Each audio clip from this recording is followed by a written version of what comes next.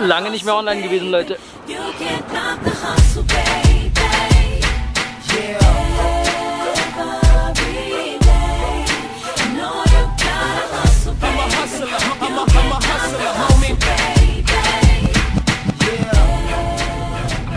Heute ist Mittwoch, Leute. Bedeutet, Deutschland hat heute verloren.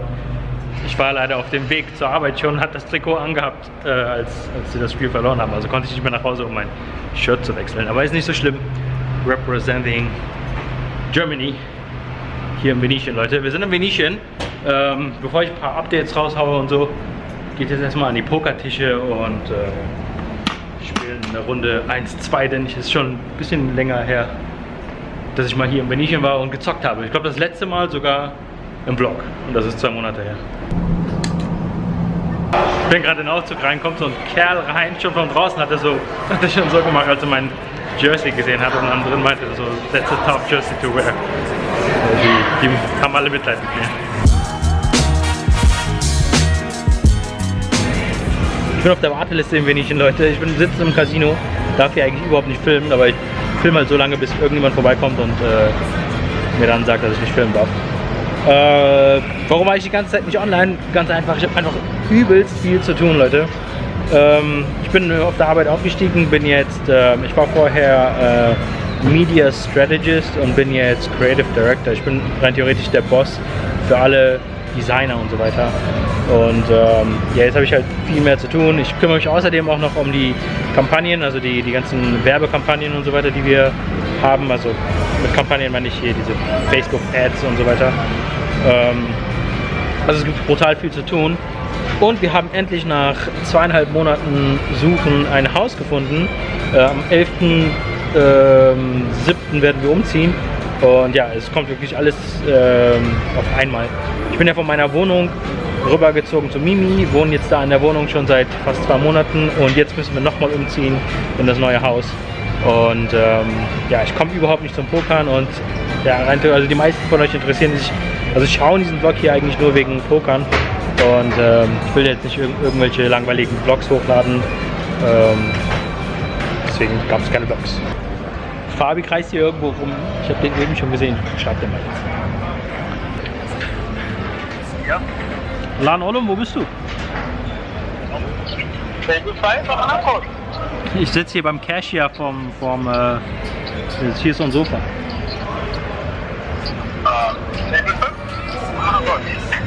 Komm. Hey Lan. Was geht? Alles klar? Grüße an die Menschen in Germany, Austria und Switzerland.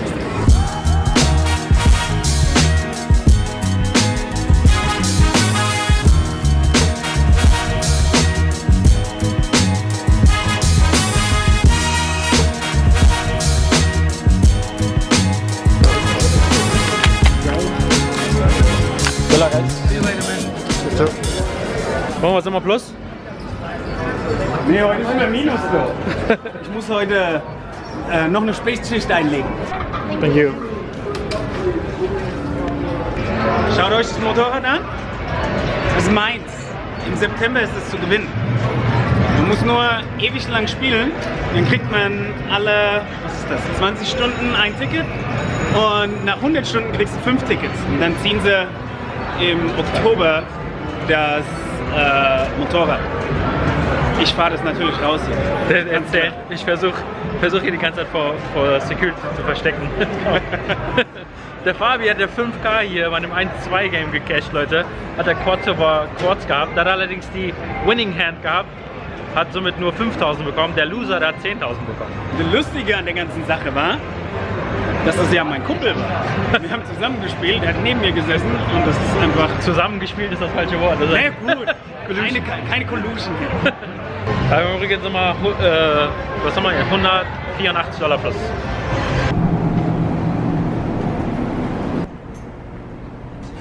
Um 7 Uhr, Leute. Und ich bin schon auf dem Weg nach Hause. Beim Pokern habe ich mir...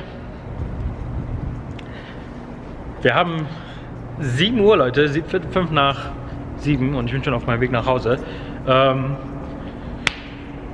nicht viel passiert beim Pokern, um ehrlich zu sein. Es gab eine lustige Hand, da ist der Oberfisch am Tisch. Der ist erstmal eine Vorgeschichte. Der hat einen Akzent gehabt und dann meint der Fabi, ey, ist ein persischer Fisch. Und dann meinte ich, ist kein Perser. Und dann meinte er, was denkst du denn, wenn er ist, was er ist? Und dann habe ich gesagt, erstmal Zeitwert, ja oder nein.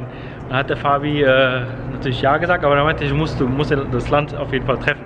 Er meinte halt, er ist Perser und ich meinte, er ist Spanier. Und $5 Sidebet gemacht und er meinte, er kommt aus Kolumbien. Auf jeden Fall, das war unser Oberfisch hier am Tisch und der hat einmal eine ziemlich lustige Hand gewonnen. Er ist aber Preflop All-In gegangen mit Damen gegen Asse und Flop kommt Ass 7-4, also der Typ macht Topset mit Assen und der Oberfisch hat halt Damen, Turn kommt eine Dame, River kommt noch eine Dame, macht der Runner Quads und gewinnt die Hand. War nur $200 Pot oder so, also nichts Besonderes passiert, nur die Hand ist lustig, Runner Quads.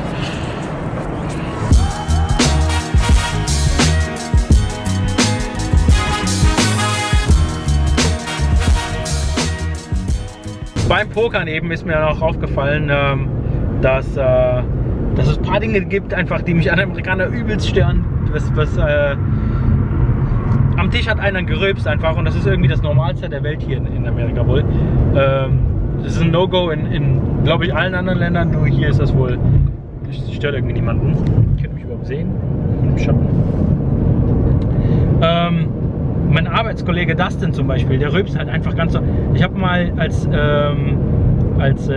das Shooting hier in Las Vegas war, also als vom Mandalay Bay aus geschossen wurde, da habe ich ein Interview gehabt mit der Bild-Zeitung, habe ich ein Telefonat geführt und war da im Büro und dann ist der Dustin einfach in Büro reingestürmt und hat voll laut gerülpst und die mit der ich halt das Interview hatte, die hat das dann gehört natürlich. Und super asozial einfach in meinen Augen, aber bei den Amerikanern stört die wohl nicht. Dann zum Beispiel Sauna oder Spa. Also in der Sauna in Deutschland, Klamotten absolut tabu. Also da ist ja normal, dass man trägt ein Handtuch und bloß nicht auf das Holz schwitzen und. Die Amis, die haben Klamotten an in den Spas. Habe ich noch nie in meinem Leben so gesehen, dass das, also richtig Klamotten, ne? Die trainieren und setzen sich dann einfach mit den Klamotten in Spa und schwitzen. Und die haben manche haben sogar noch Sneaker. Und ich weiß nicht, ob das ist nicht nur unhygienisch, sondern einfach auch nur ekelhaft irgendwie. Keine Ahnung, ist nicht normal. Ich dachte, das ist im Lifetime Fitness so gewesen. Im Übrigen bin ich nicht mehr bei Lifetime Fitness, weil ich jetzt in Centennial wohne. Das sind 40 Minuten vom Strip entfernt. Aus dem Grund habe ich meine Mitgliedschaft bei Lifetime Fitness gekündigt und bin jetzt bei LVAC, was direkt bei mir um die Ecke ist. Jedenfalls in beiden Gyms haben sie Klamotten angehabt in der Sauna, was in Deutschland halt ein absolutes No-Go ist. Und dann das nächste, die quatschen, die reden richtig laut in der Sauna, als wäre, also in Deutschland ist es halt so, das Spa, Ruheraum, man chillt und dann gehen wir in die Sauna. In der Sauna vor allem, da redet halt kein Schwein beim Aufguss. Habt ihr da jemanden mal reden hören, außer der Typ, der da halt gerade den Aufguss macht? Gibt's nicht in Deutschland. Ist halt für Entspannung pur. Dann geht's zum Relaxen ins Spa. In Amerika überhaupt nicht. Am Sonntag waren wir im Steam Room, im Dampfraum. Da setzt sich ein Opa ganz rechts in die Ecke, der andere Opa ganz links in die Ecke und dann haben sie voll laut gebrüllt. Jedes Mal, wenn das Dampf losging, haben sie noch lauter geredet und die haben sich sogar über irgendwelche Crime Scenes und so unterhalten, so total unnötige Scheiße.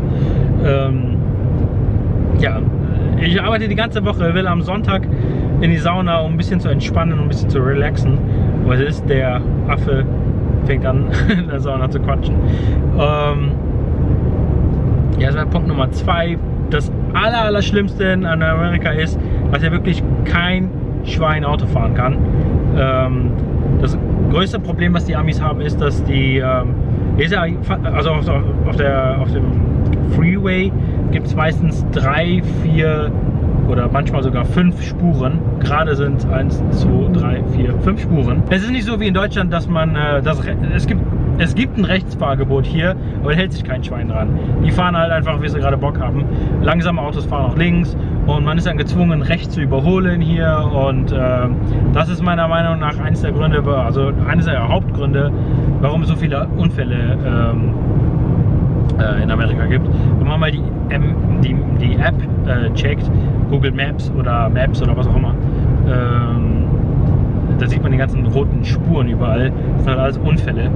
Und gerade ist immer lucky, dass wir auf der Straße hier gerade keinen Unfall sehen. Aber letzte Woche, wann war das Deutschlandspiel? Ich glaube, das war am Samstag war das. Da haben wir uns mit dem Roman im Hofbräuhaus getroffen. Roman Gottschalk, Leute, der Sohn von Thomas Gottschalk. Ich habe sogar ganz kurz mit dem Thomas Gottschalk gefacetimed, also nicht viel gequatscht, einfach nur gewunken. Aber cool, den einfach so da rumchillen zu sehen. Aber ich komme ab vom eigentlichen Thema. Am Samstag auf dem Weg zum Hofbräuhaus ist ein Auto in Flammen aufgegangen hier auf dem Freeway, ganz normal auf der Straße Flammen.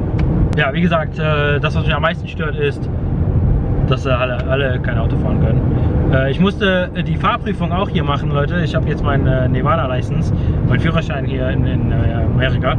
Und die theoretische, da bin ich einmal durchgefallen und beim zweiten Mal dann bestanden. Und dann die Fahrprüfung war so pipi leicht. Die hat mich gefragt, ob ich einparken könnte, musste dann aber kurz warten, weil jemand anders vor mir am Einparken war. Da war eine andere Prüfung vor uns und die waren gerade am Einparken, und die ist dann rückwärts, vorwärts. Die hat das absolut nicht hingekriegt, da in diese Parklücke reinzukommen. Da habe ich die Prüferin gefragt, Mensch, so, wie viele Chancen hat die denn? Bei uns in Deutschland ist es so, dass man in 3 Zügen einparken muss, und wenn du das nicht kannst, dann hast du verkackt. Dann musst du am nächsten Mal. Und ne, hier ist das nicht so. Hier geht es nach Punkten. Wenn du irgendwie du darfst halt Fehler machen, aber wenn du halt irgendwie gewisse, also wenn du sagen wir mal 6, 7 Fehler gemacht hast, dann bist du halt durchgefallen. Und ich hatte keinen Fehler, ich hatte 0 Fehler bei der Fahrprüfung. Das ist halt super leicht, hier einen Führerschein zu machen in Amerika, und das ist halt wahrscheinlich auch einer der Gründe, warum es hier so viele Unfälle gibt. Aber das soll jetzt nicht heißen, dass ich mich irgendwie beschwere oder so. Ich bin super happy hier, Leute, und es macht alles immer noch richtig Bock. Ja, wie gesagt, auf der Arbeit bin ich befördert worden und neues Haus, und kann mich nicht beschweren, alles cool. Dann nehmen wir halt die Rülpser und schlechten Autofahrer in Kauf.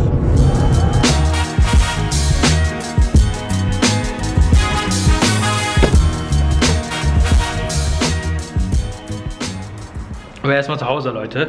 Ich zeige euch die Gaming-Ecke jetzt, die ich ja in meiner alten Bude hatte.